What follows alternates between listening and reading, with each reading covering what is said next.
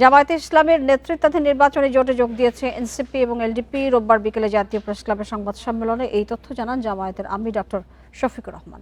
জানান, জামায়াত সহ সমমনা 8টি দলের সাথে যোগ দিয়েছে জাতীয় নাগরিক পার্টি এনসিপি এবং অবসরপ্রাপ্ত কর্নেল অলির নেতৃত্বাধীন লিবারেল ডেমোক্রেটিক পার্টি এলডিপি।